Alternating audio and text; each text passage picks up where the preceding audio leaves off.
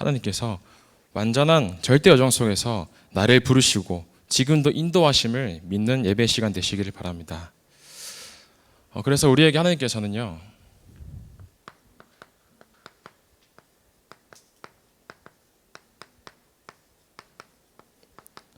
우리가 당연히 가야 할 여정을 허락하셨습니다.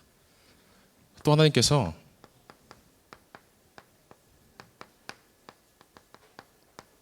우리만이 갈 수 있는, 또 우리가 꼭 가야 하는 필연적 여정과 또 하나님께서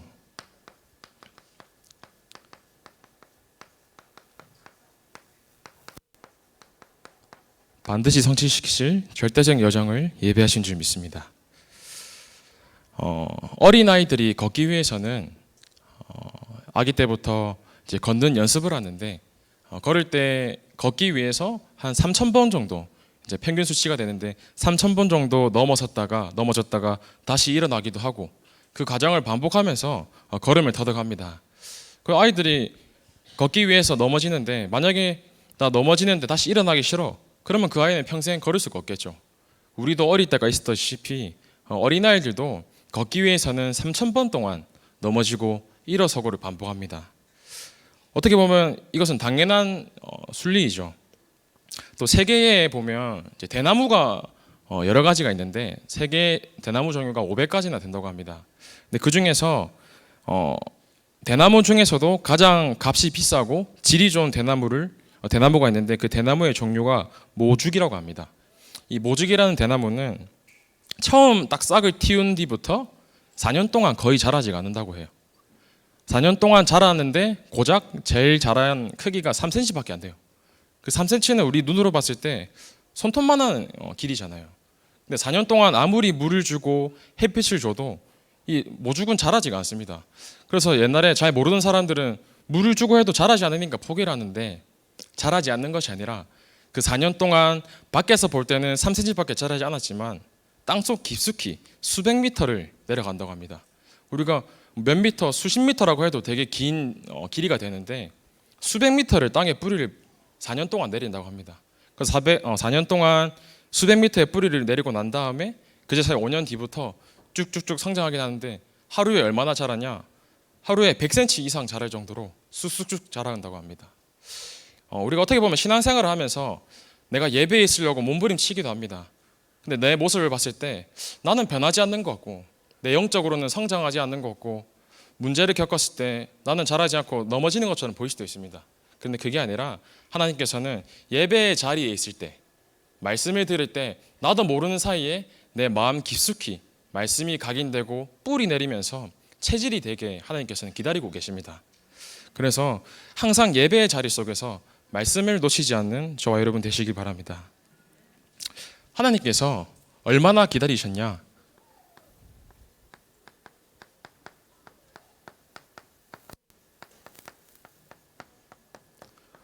우리가 될 때까지, 오늘 권사님께서 기도하셨죠. 처음에 세상 끝날까지 함께 하신다. 끝날까지 함께 하시는 하나님께서 우리를 항상 기다리고 계십니다. 그런데 이 세상 속에는요, 성경은 분명히 얘기하고 있습니다. 악한 자, 사단 마귀의 존재를 얘기하고 있습니다. 베드로전서 5장 8절에 근신하라 깨어라 너희 대적 마귀가 우는 사자같이 두루다니며 삼킬 차를 찾나니. 이 사단 마귀는 휴가도 없어요.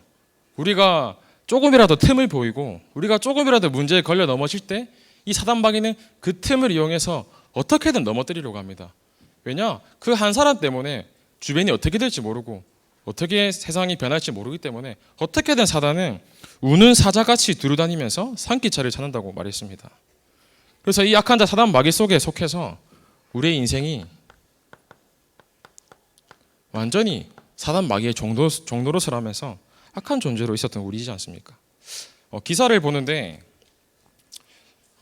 서울에 있었던 일인데 10대 청소년이 이제 여자 청소년입니다.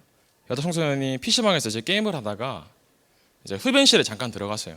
흡연실에 들어갔는데 흡연실을 20대 여자 2명이 문을 열고 들어왔는데 그것을 본 10대 이 여자가 그냥 문을 들어올 때 그냥 쿵 하고 닫았다는 이유로 자신의 주머니에 커터칼을 꺼내가지고 그 청년 여자 2명의 목을 이렇게 베었어요. 그래서 그 자리에서 죽었는데 사람들은 이 사건을 보고 흔히 말하는 묻지마 살인인데 살인에 대한 법이 너무 약하기 때문에 이런 일이 벌어진다. 빨리 사형제도를 다시 부활시켜야 된다. 그리고 법을 강화시켜서 애초에 이 법을 강화시켜서 이 문제를 막아야 된다고 하는데 법이 강화된다고 이런 문제가 해결되지 않습니다. 애초에 영적으로 정신적으로 봤을 때 커터가를 평상시에 들고 다닌다는 자체가 분명히 사로잡혔단 말이지 않습니까? 이처럼 세상은 완전히 악한 자에 속해서 악하게 살아가고 있습니다. 그래서 이 사람들이 이 악한 길 속에서 내가 어디로 걸어갈지 모르고 처절하게 길을 걷고 있는데 하나님께서는 우리가 악한 길을 걷게 하시지 아니하시고 우리에게 선한 절대 여정을 허락하셨습니다. 말씀에서요.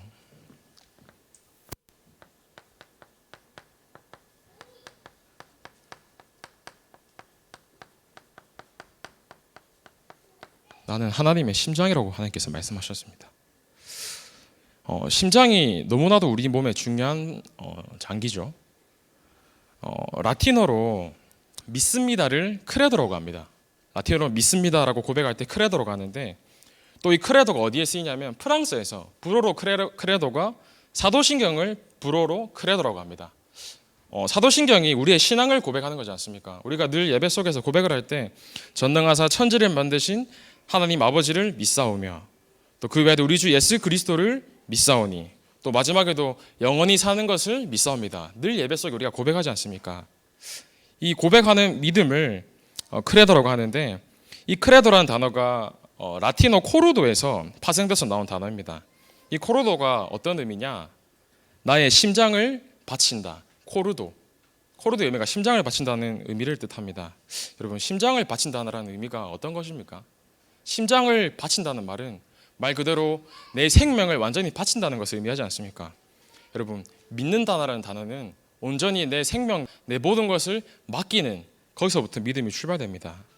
초대교회 사람들은 목숨을 걸고 예배 생활을 했습니다. 그 당시에는 예수를 믿고 예배 드린다는 이유로 핍박을 넘어서서 사람들을 죽이기까지, 예수 믿으면 죽는 그런 시대 속에서 이 초대교회 사람들은 모이기를 끊이지 않았습니다. 사도행전 2장 46절 말씀에 날마다 마음을 같이하여 성전에 모이기를 힘쓰고 집에서 떡을 떼며 기쁨과 순전한 마음으로 음식을 먹고 라고 되어 있습니다. 날마다 성전에 모이기를, 말 그대로 매일매일 성전에 모여서 함께 예배를 드리는 겁니다. 죽음 앞에서도, 그리고 집에서 떡을 떼면서 가정에서도, 지교회에서 예배를 드리고. 초대교회 사람들은 어떻게 이렇게 할 수 있었냐? 완전히 생명을 주님께 맡겼기 때문에 내가 예배를 드려도 죽는 것이 감사하고 내가 죽든지 안 죽든지 상관없이 나는 오직 예배 속에서 하나님의 말씀을 사모하겠다. 오늘 여러분이 이 시간 예배의 자리 속에 완전히 우리의 생을 거시기 바랍니다.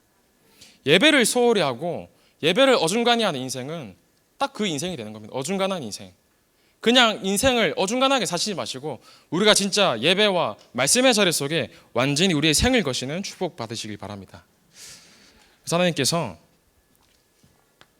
우리를 심장으로 여기시면서 하나님 우리를 사랑하십니다. 로마서 5장 8절 말씀에 우리가 아직 죄인 되었을 때에 보잘것없고 나는 내 노력을 하지도 않고 하나님을 떠나서 내 마음대로, 내 뜻대로, 내 생각, 내 주장, 내 하고 싶은 대로 살았는데 하나님께서는 우리를 계속 기다리시면서 하나님께서는 끝까지 사랑으로 기다리십니다. 여러분, 사랑 속에서 진정한 행복을 회복하시기 바랍니다. 우리가 진짜 행복하면요, 내 삶이 화평해질 수밖에 없습니다. 화평하면 당연히 내가 화평하기 때문에 나를 살리고 나를 기다릴 수 있고 다른 사람을 기다릴 수 있죠. 오래 참은 인내입니다. 우리가 오래 참고 그 마음으로 다른 사람을 긍휼히 불쌍히 여기시는 자비를 베풀 수 있죠. 하나님께서 다른 육의 싸움을 원하시는 것이 아니라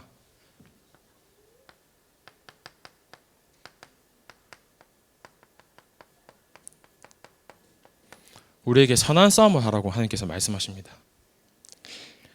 세상을 살아가다 보면 불신자들과 경쟁하는 일이 있을 수도 있습니다. 그리고 있죠. 그런데 이 싸움이라는 말이 불신자를 짓밟고 내가 이 사람을 죽여서 올라간다는 그 말이 아니라, 선하다의 의미가 뭡니까? 진짜 선한 것은 예수를 믿는 것이 선한 것입니다. 진짜 예수를 믿고, 이 말이 선하게라는 말이 바르게 살아라는 말이 아니지 않습니까? 바르게 사는 건요, 불교 신자들이 바르게 삽니다. 그리고 천주교 신자들 매일매일 선행을 하면서요. 왜 선행을 하냐? 선행을 하면 구원을 받는다고 생각하기 때문에 바르게 살아라는, 그렇다고 바르게 살지 말라는 의미는 아니지만, 우리가 진짜로 선하게 선하신 예수를 믿고 살리는 선한 싸움에 주역되시기 바랍니다. 우리가 왜 선한 싸움을 해야 되죠? 그 분명한 이유를 아셔야 됩니다. 하나님께서는 영원한 것을 예비하셨습니다. 의의 면류관.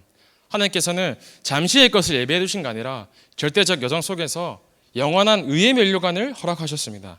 우리가 이 의의 면류관을 보며 달려가면서 이 내용이 진짜로 살리고 세우고 보내는 싸움을 하시기 바랍니다. 또 그 방법으로 교회와 또 현장과 후대 237 살리는 선한 싸움에 주역되시기를 바랍니다. 필연적 여정 속에서 하나님께서 정교인 수련에서도 목사님께서 말씀하셨죠. 우리가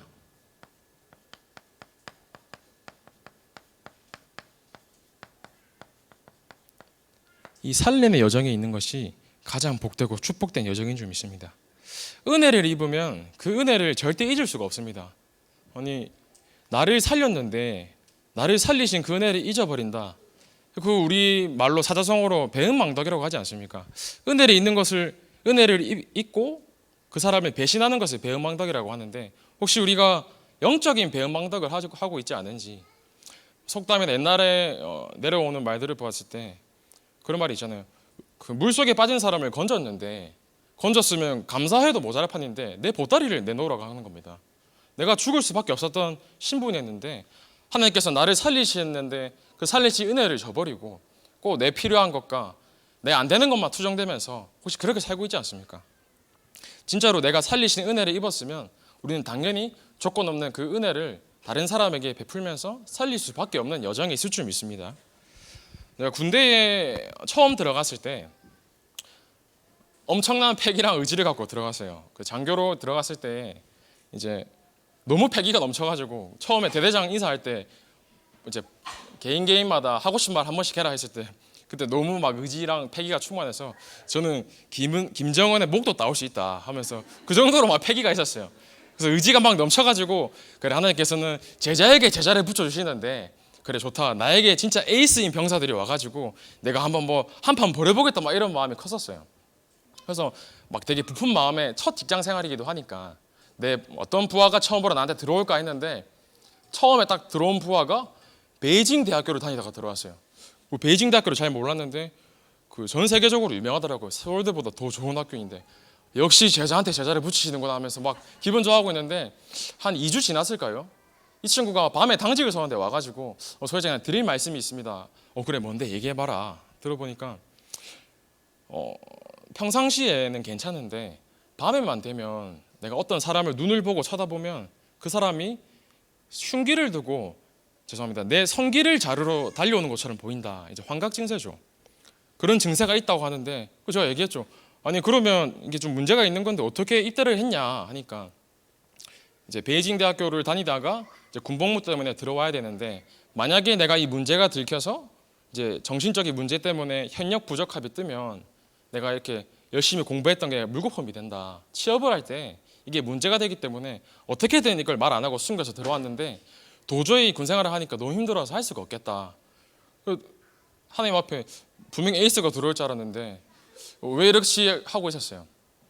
근데 제가 입대를 하고 이제 장교 생활을 시작하면서 첫 번째 했던 훈련이 전차포 사격 훈련인데 이 전차포 사격 훈련이 어떤 거냐면 전차가 이제 탱크를 말합니다. 전차가 이제 수십 대 일렬로 나열이 돼서 이제 한 표적을 향해서 쏘는 어떻게 보면 전차대대에서 가장 큰 훈련이었어요.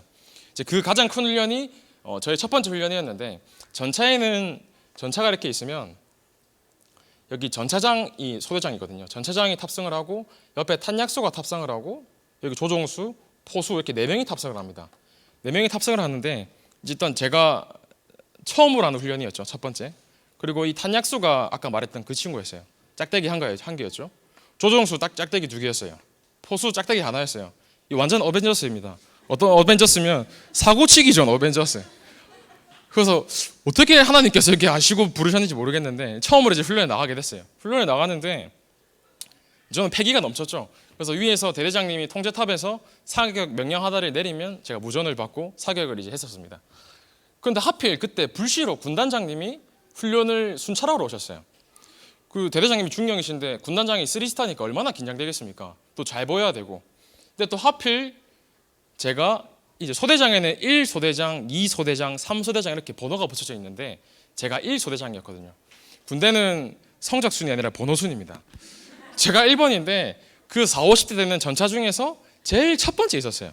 그래서 제가 사격을 처음으로 스타트로 시작하는 동시에 이제 다다다다다 이렇게 연속으로 쏘는 훈련이 있는데 이 스타트가 중요하잖아요. 제가 써야지만 이제 훈련이 시작되는 건데 그 대대장님이 군단장님한테 잘 보이려고 평소보다 목소리가 막 격양돼가지고 뭐 제군두라면서 막 이렇게 목소리 딱딱하게 하시는데 그래서 명령하달로 쏴라고 명령을 하달을 했어요. 그래서 제가 무전으로 잡고 이제 포스 대탄 적전차 쏴 하고 명령하달을 했는데 쏴 하면 멋있게 탁 나가서 두두두두두 쏴야 되는데 탄이 안 나가는 겁니다. 그래서 위에서 난리났죠. 대대장님은 뭐 이제 무전으로 뭐 하는 새끼야 하면서 왜 안 쏴 하는데 저도 흥분해가지고 포소가 이제 아래에 있거든요. 이제 발로 툭 차면서 뭐 하는 거야 빨리 쏴 하는데 탄이 안 나간다는 겁니다. 그래서 어떻게 된 거냐 다시 명령하달을 했죠. 다시 한번 더 레이저 맞추고 쏴봐라. 그래서 포스 대탄 적천차 쏴 했는데 또 안 나가는 겁니다. 그래서 이게 뭐냐 하니까 불발탄에 대한 경우인데 제가 이제 육군 군사학교에서 교육을 받을 때 장교로 가끔씩 수십만 수백만 발의 탄 중에 한 발 정도가 불발이 나는데 이제 그런 거를 경험할 일은 없으니까 별로 신경 안 써도 된다 했어요. 그래서 저도 그때 그 불발탄을 어떻게 처리해야 될지에 대해서 교육을 받았지만 그냥 뭐 설마 나한테 일어나겠나 하면서 그냥 흘려들었거든요. 그냥 그런 게 있었구나 했는데 나한테 그게 닥쳤어요. 그래서 이걸 어떻게 해야 될까 하면서 막 땀을 삐질삐질 흘리는데 이제 그 탄을 어떻게 절차를 해야 되냐면 이제 육군 군법에 의하면 그 탄이 비싸기 때문에 이제 탄이 이렇게 있으면 절반을 탄약에 전기 충격을 가해서 탄이 나가는 형식이에요. 그래서 이 탄이 안 되면 직접 탄약을 열어서 손으로 꺼내서 180도를 돌리고 다시 장전을 해서 한 번 더 사격을 하는 게 군법입니다. 그래서 그거를 탄약수가 해야 되는 임무인데 이 탄약수도 짝대기가 한 개예요. 짝대기가 한 개란 말은 입대한 지 한 달도 안 된 친구거든요. 그래서 일단 저는 탄약수한테 불발탄 처리 절차에 의해서 처리할 것 이렇게 명령했는데 덜덜덜덜 떠는 겁니다. 왜 덜덜덜 떠냐면 딱 저번 달에 아실 분들은 아시겠지만 이제 K9 자주포라고 해서 똑같은 사격 훈련 중에 이제 그 내부에서 불발탄이 터져가지고 안에 있는 병사랑 간부들이 사망하는 사건이 딱 한 달 전에 있었거든요. 그런데 그 사건을 딱 한 달 전에 겪은 우리였으니까 얼마나 이게 긴장되겠습니까?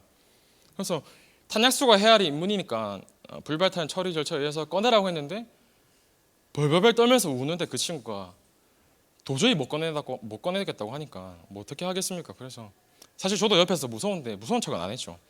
그 옆에 있는데 일단은 그러면 위험할 수 있으니까 다 나가 있어라 해서 조종수랑 포수, 탄약수 다 나가라고 했어요.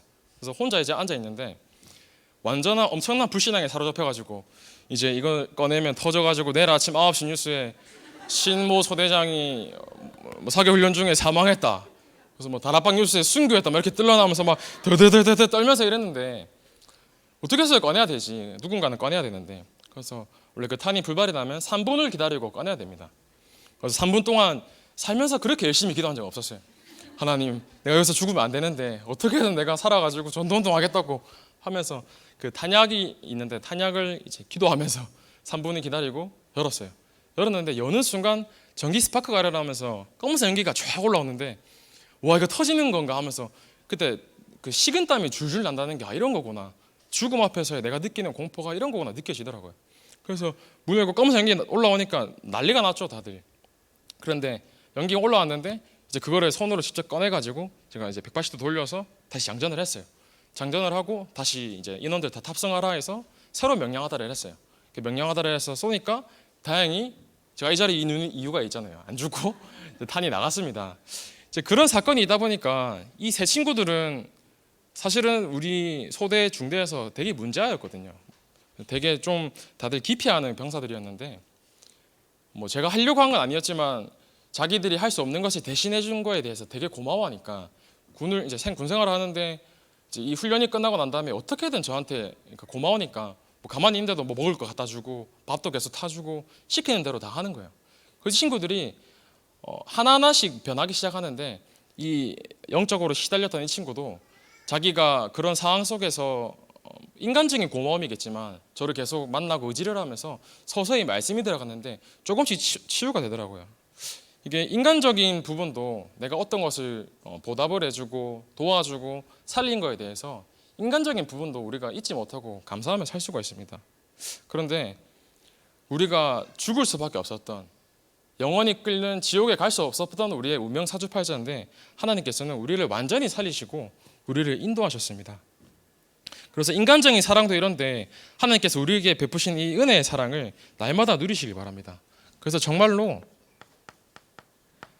십자가에서 다 이루시고 끝내시고 선지자, 제사장, 왕 대신 그리스도께서 우리의 모든 문제를 해결하시고 끝내신 이 사랑을 날마다 누리면서요, 진짜로 끝을 보시길 바랍니다. 우리가 신앙생활하면서 핍박과 고통을 받을 수도 있고 미움을 받을 수도 있습니다. 마태복음 10장 22절에 보면 또 너희가 내 이름으로 말미암아 모든 사람에게 미움을 받을 것이나 끝까지 견디는 자는 구원을 얻으리라. 이제 견뎌야지 구원을 얻는다, 이게 지금 포인트가 아니고 늘 예배 속에서 하나님께서 이미 말씀하셨어요. 내 이름으로 말미암아 모든 사람에게 미움을 받을 것이나, 미움을 받을 수도 있지만 우리가 그 미움이나 핍박에 넘어지는 것이 아니라 늘 예배 속에서 하나님과 함께하는 예배의 시간과 말씀을 누리시길 바랍니다.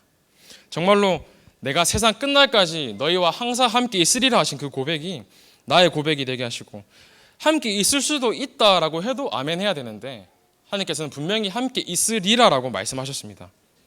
이 그리스도만 붙잡는 신앙생활 하시기 바랍니다. 그래서 우리가 이 말씀에서 특히 늘 이 말씀의 흐름 속에 있으시기 바랍니다. 비가 되게 많이 왔잖아요. 50일 동안 비가 내리는데 뉴스를 보니까 홍수가 나듯이 물이 범람하니까 커다란 집들도 물에 따라서 떠내려가더라고요. 뭐 차도 떠내려가고 완전 물 때문에 난리도 아닌데, 세상 속에 있으면 세상의 흐름에 맞춰서 갈 수밖에 없습니다. 내가 이 세상의 흐름 속에서 나오고 싶어도 세상의 흐름에 있기 때문에 내 힘으로는 할 수가 없어요. 제가 어떤 사람을 봤는데 도박을 너무 많이 하다 보니까 도박을 어떻게든 끊으려고 하는데 도박이 안 끊어져서 자기의 손가락을 한 개 잘랐어요. 내가 도박을 안 해야지. 그럼 손가락을 잘랐으면 도박을 안 해야 되는데 반대편 손으로 계속 도박을 하는 거예요. 내가 하고 싶지 않아도. 내 힘으로 할 수 없는 게 우리 원래 인간입니다. 왜냐? 세상 임금 왕 마귀의 종노릇을 하기 때문에. 여러분, 다른 것이 여정이 아닙니다. 지금 이 시간 우리가 예배 시간에 앉아 있는 것이 우리의 여정인 줄 믿습니다. 직장에서 열심히 일하고 또 가정에서 아이도 육아하면서 얼마나 피곤하세요. 피곤한데 우리가 왜 여기 앉아 있습니까? 뭐 그냥 앉아 있습니까? 예배를 드리러 앉아 있는 것이 예배가 아니지 않습니까? 진짜로 우리가 예배 속에서 말씀의 흐름 속에 나를 완전히 맡기면 말씀의 흐름대로 하나님께서 나를 인도하실 것입니다. 수영을 이렇게 처음 배우면 이렇게 수영을 못 하시는 분들도 있을 수도 있는데 몸에 힘을 빼라고 강사가 얘기합니다. 내가 어떻게 떠봐야지 하면서 물에 떠야지 하면서 몸에 힘을 주면 계속 깔아앉아요. 그래서 내 힘으로 이렇게 하려고 하는 것이 아니라 진짜로 몸에 힘을 풀고 물에 떠 있으면요, 물에 진짜 뜹니다.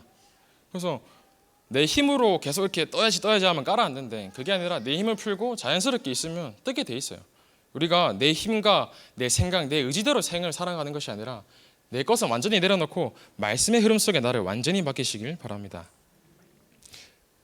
제가 작년에 휴대폰 번호를 바꿨는데 휴대폰 번호가 좀 어려워서 뭐 기분 전화도 할 겸 휴대폰 번호를 바꿔보자 해서 제 뒷자리를 작년에 2414로 바꿨어요. 그래서 2414가 천국 복음에 대해서 말하는 것도 있고 24시 또 14에서 오로지 기도되겠다라는 의미로 이제 번호를 바꿨는데, 번호를 바꾼 당일부터 계속 수십 통의 문자랑 전화가 오는데 어떤 문자가 오냐면 이제 도박에 대해서 이제 어떤 좋은 배당률이 있는데 불법적인 방법이 있다 하면서 막 계속 문자가 오고요. 또 한 개 문자는 술집인데 이제 술집 여자한테 문자가 계속 와요. 뭐 좋은 이제 물 좋다 와라 하면서 이렇게 문자가 있거든요. 지금도 계속 옵니다. 그래서 번호를 차단하는데 그게 어떤 프로그램이 있나 봐요. 다른 번호로 계속 바꿔서 와가지고 한동안 너무 힘들다가 계속 이상한 문자가 오니까 내 의지와 관계없이 오는데 전화도 계속 오거든요. 어떤 사람은 이제 이 전주인 이름이 신근이었나 봐요. 신근이 형님 하면서 뭐 어디 좋은 거 있으니까 빨리 오십시오 하니까 주인 바뀌었습니다 이러고 끊었어요. 또 어떤 오빠 여기 물 좋은데 빨리 와라 하면서 주인 바뀌었습니다 이렇게 하는데, 이게 한동안 계속되니까 너무 힘들더라고요. 그래서 그냥 좀 즐겼어요. 전화 와서 형님 하면 왜 이러고 뭐 어디 있습니다. 알았다 시간 되면 갈게 하면서 그냥 재미로 끊고 이러고 또 여 전화 와가지고 오빠 어디야 이러면 오빠 지금 바빠 나중에 전화할게 하면서 끊고 막 이렇게 하고 있어요. 그렇게 했는데 이게 주인이 바뀌었는데도 불구하고 계속 그렇게 전화가 문자 오는데 혹시 우리 인생의 주인이 아직도 내 인생의 주인이 나이지 않습니까? 내가 인생이 완전히 그리스도께 맡기고 인생의 주인이라고 고백하는 순간 주인 되신 하나님께서 우리 인생을 완전히 붙잡고 인도하십니다. 혹시 걱정이 있으십니까? 마태복음 6장 30절 말씀에 오늘 있다가 내일 아궁이에 던져지는 들풀도 하나님이 이렇게 입히시거든 하물며 너희일까 보냐 믿음이 작은 자들아. 예수님께서 제자들에게 하신 말씀인데 아궁이에 던져지는 불쏘시개 같은 들풀도 하나님께서 입히시고 먹이시는데 하물며 너희를 하나님께서 먹이지 않으려 하시겠냐 이 믿음이 작은 자들아라고 하나님께서 말씀하십니다. 여러분 하나님께서는 하늘에 나는 참새 한 마리까지도 먹이신 하나님이십니다. 하나님께서 왜 우리의 상태를 모르시겠어요? 하나님께서 왜 우리의 여건을 모르시겠습니까? 하나님께서는 다 아십니다. 다 아시는데 하나님께서 허락하신 문제가 있다면 그 문제가 문제로 걸려 넘어지는 것이 아니라 하나님께서는 나에게 특별한 하나님의 계획이 있음을 고백하고 찾으시기 바랍니다.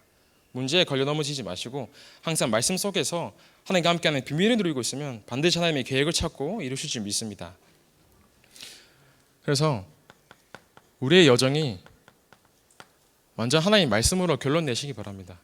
목적지가 분명히 하면요 흔들리지 않습니다. 응답이 와도 나의 가정이 되고 문제가 오더라도 문제에 걸려 넘어지지 않고 문제가 축복이 되고 동으로 가야 되는데 서로 가고 있으면 아무리 빨리 가고 아무리 달려간다고 해도 다른 목적지이기 때문에 이거는 틀린 방향입니다. 근데 확실히 정확한 목적과 정확한 결론을 알고 있으면 내가 가다가 넘어지든 가다가 어떻게든 둘러가든 가다가 넘어지고 엎어져도 목적지가 분명하기 때문에 분명한 여정이 되는 것입니다. 하나님께서 우리를 절대적인 여정 속에서 부르셨기 때문에 문제와 사건, 고난 속에서도 이 여정을 보고 달려가시길 바랍니다. 그러면요 반드시 이 살리는 여정 속에 있을 수밖에 없습니다. 요셉이 고백했습니다. 창세기 45장 5절 말씀에 하나님이 생명을 구원하시려고 나를 당신들보다 먼저 보내셨나이다. 나를 죽이고 버린 형들 앞에서 한 요셉의 고백입니다. 얼마나 열불이 나겠어요.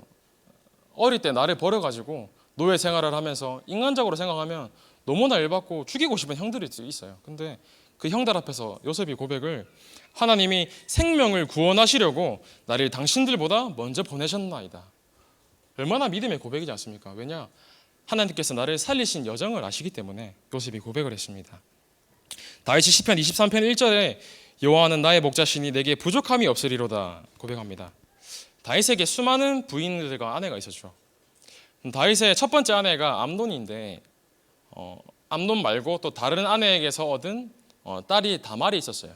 근데 이 암논이 자기의 배는 다르지만 여동생인 다말을 마음에 품었다고 성경에 나옵니다. 그 말은 암논이 자기 여동생인 다말에 사랑을 한 거죠. 근데 사랑을 해서 끝난 게 아니라 그 자기 여동생을 강간을 하고 그 여자를 취하게 돼요. 얼마나 말이 안 되지 않습니까? 그런데 거기에 대해서 그 다말의 오빠인 압살롬이 그 사실을 알고 분노하고 격노해서 그 자기의 형인 암논을 가서 죽이는 거를 모자라서 아버지에게 반역을 하고 아버지를 죽이러 갑니다. 죽이러 가는 그 과정 속에서 다윗이 이렇게 고백했습니다. 여호와는 나의 목자시니 내게 부족함이 없으리로다. 자기의 아들이 나를 죽이러 온다? 상상하지 못하겠죠. 또 평생을 사울 왕이 자신을 죽이려고 합니다. 근데 다윗이 어떻게 이렇게 고백을 했습니까? 시편 23편 4절 말씀에 내가 사망의 음침한 골짜기로 달릴지라도 해를 두려워하지 않을 것은 주께서 나와 함께 하심이라. 주의 지팡이와 막대기가 나를 안위하시나이다. 죽음 앞에서 다윗은 평안했습니다. 왜냐? 하나님께서 자기를 살리신 여정을 알고 있었기 때문이죠. 저 여러분 이 시간 정말로 하나님께서 나를 살리신 은혜를 회복하시는 시간 되시기 바랍니다. 또 하나님께서 우리를 완전히 세우는 여정에 부르신 줄 믿습니다. 우리는 간혹 가다가 이 나에 대해서 내 남편이 이래서 내 부모가 어쩌고 어째서 또 내 경제 형편이 어쩌고 어째서 탓을 많이 할 수도 있는데 그게 아닙니다. 하나님께서는 나 한 사람이 세워지기를 원하십니다. 진짜로 내가 세워지고 내가 말씀 앞에 섰을 때 하나님께서는 나의 가정과 후대를 세우시고 책임지실 줄 믿습니다. 저는 교회에 있을 때 이제 여기 다민족교회 우리 교회에 있을 때 이제 아이들이 가끔씩 울거나 할 때가 있잖아요. 보면 가끔씩 이렇게 흘겨보는 분이 계시는데 저는 절대 흘겨보지 않습니다. 왜냐하면 제가 그 전과범이거든요. 교회에 있을 때 이제 지금 여기 있는 아이들은 완전 양반이에요. 저는 어떻게 울었냐면, 그러니까 우는 것도 종류가 여러 가지가 있는데 저는 악을 써서 울었어요. 그러니까 악 하면서 이렇게 소리를 지르면서 울었는데 이제 어머니가 사모님이시니까 얼마나 스트레스 받았겠어요. 예배를 드려야 되는데 설교 강단을 하시는데 뒤에서 아이가 우니까 너무 스트레스 받으시잖아요. 그래서 이게 도저히 예배 드릴 때마다 울고 소리를 지르니까 안 되겠다 싶어서 제가 어릴 때죠. 저와 여동생을 집에다 앉혀놓고 아버지랑 함께 가정 예배를 드렸어요. 가정 예배를 드리는데 또 찬양이 시작하자마자 제가 엉엉 울기 시작하는데 목이 쉴 때까지 목소리가 안 날 때까지 울어요. 그리고 제 여동생은 옆에서 찬양을 하는데 어머니의 고백입니다. 이제 뱀이 혀를 날름날름거리는 것처럼 여동생이 찬양하기 시작하는데 뱀을 이렇게 날름날름거리는 거예요. 그러니까 이게 분명히 사단이 역사하는 게 눈에 보이니까 진짜로 이 사단이 여기 역사하는 것을 우리가 찬양과 예배로 진짜로 흑암을 갸박게 해보자 하면서 아버지랑 어머니가 몇 시간 동안 찬양하고 예배를 드렸다고요. 찬양을 부르고 예수가 그리스도이시고 그리스도 삼직을 얘기하면서. 그런데 시간이 지났을 때 제 울음이 그치고 동생이 이제 안정이 되는데 사단은요 어떻게든 이 후대들 렘넌트와 가정을 무너뜨리려고 합니다. 왜냐하면 후대가 답이기 때문이죠. 이사야서 6장 13절 말씀에 밤나무 상수리 나무가 배임을 당하여도 그 그루터기는 남아있는 것 같이 거룩한 씨가 이 땅에 그루터기니라 하시더라. 아무리 배워도 살아나는 게 그루터기예요. 사단은 그것을 알고 어떻게든 이 후대와 가정을 내가 세우시지 못하게 계속 공격하면서 가정과 후대를 무너뜨리려고 합니다. 여러분 이 사실을 알면서 나를 무너뜨리려고 하는 이 사단에 대한 존재를 우리 힘으로는 이길 수 없지 않습니까? 날마다 하나님께 주신 힘 가지고 예배와 말씀의 자리에서 나를 세우시는 축복의 응답 주역되시기 바랍니다. 하나님께서 우리를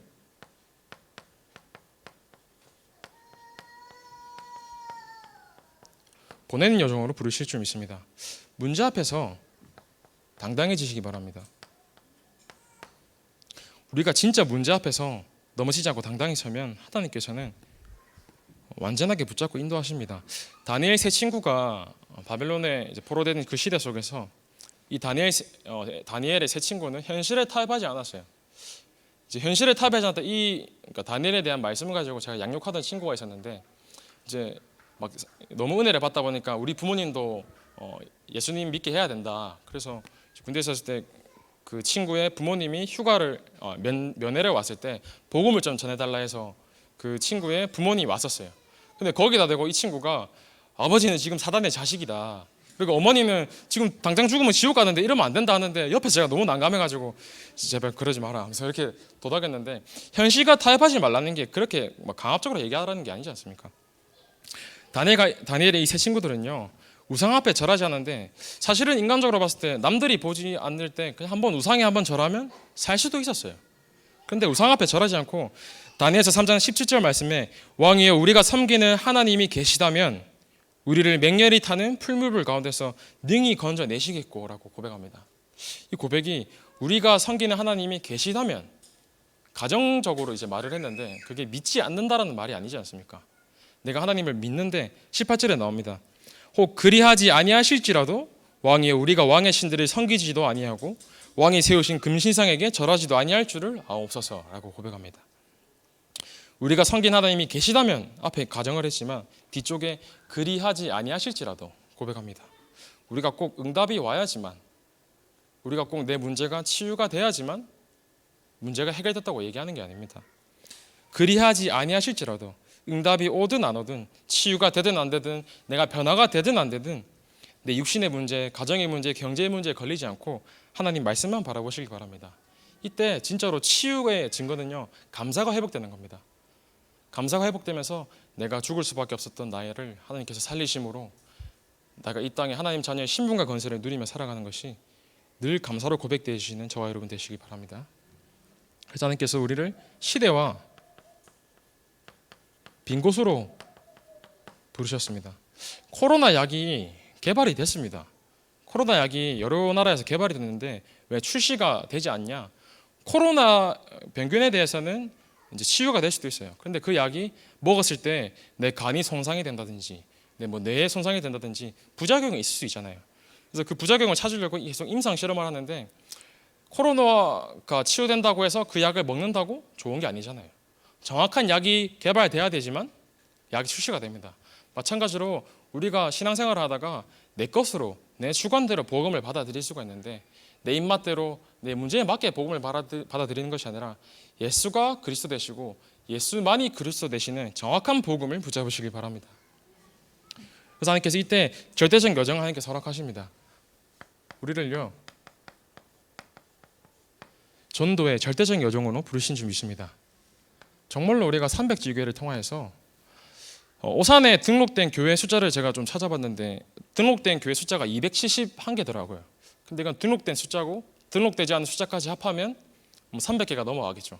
교회가 이만큼 많은데 진짜로 교회가 이 문제를 해결할 수 있어야 되는데 이 시대의 재앙과 문제를 이 많은 교회 속에서 하나님께서는 특별히 우리 교회를 통하여서 이 지역의 흑암을 꺾고 경기 남부 재앙을 막으실 줄 믿습니다. 그래서 300지교회와 캠프를 통하여서 우리의 인생 자체가 캠퍼가 되시는 주역 되시기 바랍니다. 또 하나님께서 우리에게 헌당이라는 절대적 여정을 허락하셨어요. 이 헌당을 통하여서 정말로 경기 남부 재앙을 막고 핵심과 렘넌트 데이를 우리 교회를 통하여서 하는 축복을 누렸으면 좋겠습니다. 이번 주 4부 설교 때 목사님께서 헌금에 따라서 이제 홀에다가 이름을 넣으신다고 하시는데 저는 그때 제 입으로도 아멘이라고 고백을 하고 마음속으로도 진짜 아멘이라고 고백했어요. 아멘이라는 말이 그렇게 될 줄 믿습니다라고 말하는 게 아멘이지 않습니까? 대청 집중 때 목사님께서 말씀하시는데 진짜로 생을 걸어라. 성전 헌당 건축에 생을 걸었을 때 하나님께서 응답하시는 것을 확인하자고 말씀하시는데 생을 건다는 말이 진짜로 내 목숨을 드린다는 게 생을 걷는 것인데 제가 곰곰이 계속 질문하면서 나는 어떻게 생을 드릴 수 있을까? 목사님께서 일전에 이제 병원에 가셔가지고 눈이랑 장기를 이렇게 팔려고 이렇게 하셨던 얘기를 다 아시지 않습니까? 생각했는데 나는 눈 라섹을 해가지고 팔아도 돈도 안 되는데 또 이 신장이 한번 좀 문제가 있었어가지고 팔아도 받아주지도 않을 텐데 이 경제적인 부분을 조금 생각을 하는데 그게 아니더라고요. 제가 사람이 참 간사한 게 내가 가지고 있는 것을 배제하고 생각합니다. 내가 가지고 있는 것은 배제하고 제가 내년에 이제 결혼을 준비하는데 이제 결혼을 준비하기 위해서 사실은 예전부터 돈을 차곡차곡 모아왔었거든요. 그래서 결혼을 내년 초에 하니까 그래도 결혼할 돈은 가지고 있고 그래도 하나님께서 경제적인 축복을 주시면 이것을 헌금으로 드려야 된다. 이거는 아니지 않습니까? 경제 축복을 하나님께서 안 주시면 우리가 드리지 않는다. 이건 아니지 않습니까? 그래서 곰곰이 생각하면서 진짜로 어떻게 내 생을 드릴 수 있을까 생각을 하면서 진짜로 내가 모든 것을 헌당에다 내 인생과 내 삶과 내 모든 것을 올인할 때 하나님께서 내 삶을 쓰시고 인도하시는 것을 진짜로 확인하고 체험하자 결단을 내리고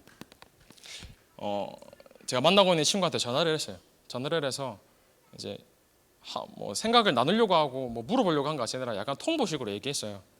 우리 교회가 성전건축 헌당 중에 있는데 이제 내년에 결혼하기로 모았던 돈이 있지 않냐. 근데 나는 진짜로 결혼하기 전에 완전히 답을 내리고 싶다.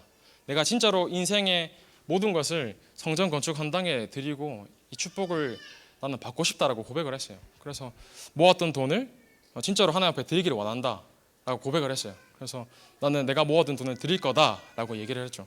제가 모았던 돈을 조금 다 모으다 보니까 돈이 뭐 많지는 않은데 작정했던 금액의 딱 절반이 나오더라고요. 제가 모은 걸 다 합치니까. 그래서 이 모은 금액을 드리겠다. 그래서 너는 생각이 어떠냐라고 묻는 게 아니고 그럴 거다 했거든요. 그러니까 그 친구가 이제 말을 안 하고 있더라고요. 그래서 내가 이해한다. 슬프고 아쉽냐 물어보니까 슬프고 아쉽대요. 그래서 어떤 게 슬프고 아쉽냐 물어보니까 저는 되게 좀 놀란 게 우리가 하나님 앞에 이것밖에 드릴 수 없는 게 너무 슬프고 아쉽다. 진짜로 이 헌금을 드리면서 아직 후대를 낳지는 않았지만 우리의 가정이 시작하기 전에 시작이 절반이라고 하는데 딱 금액도 절반이지 않냐. 우리의 시작을, 결혼의 시작을 진짜로 하나님 앞에서 우리의 생을 드리는 것으로 시작하자. 그렇게 고백을 하더라고요. 그래서 헌금을 드리면서, 헌금을 이제 내가 모았던 돈을 드리는데 마음이 이상하게 어떻게 보면 허해질 수도 있는데 그게 아니라 더 감사랑 기쁨이 충만하는데, 하나님께서 분명히 하시겠구나. 이게 막연한 믿음이 아니라 확실한 믿음을 주시는 겁니다. 그래서 진짜로 내가 성전 건축을 하는데 내년에 초에 결혼하면 그 결혼의 시기에 이제 축의금이 들어오는데 그 축의금으로 내년 안에 제가 작정한 금액을 다 끝내야겠다. 다 끝내고 난 다음에 그러면 결혼한 이후에 이제 내가 낳지 않았지만 앞으로 날 후대를 놓고 기도하면서 그 후대를 생각하면서 또 새로 내년에 초에 작정을 다시 해야겠다라고 언약을 잡았습니다. 진짜로 아브라함이 이삭을 바쳤던 그 믿음처럼 다윗이 이렇게 고백해줘. 나는 왕궁에 발 뻗고 자는데 저 언약궤는 성전에 있지 않고 성전 밖에서 비바람을 맞고 있는데 내가 한탄하기 그지없다. 여러분, 성전을요 우리가 왜 지어야 됩니까? 헌당에 대해서 늘 하나님께 고백하시기 바랍니다. 하나님, 진짜로 이 성전에 헌당에 내 마음을 담고 드리오니 하나님께서 나의 인생과 내 가정과 내 후대를 완전히 책임지어 주옵소서. 우리가 진짜로 하나님 앞에 올인할 때 하나님께서는 완전하게 우리의 삶을 인도하실 줄 믿습니다. 하나님께서 내 믿음대로 될지어다 하셨어요.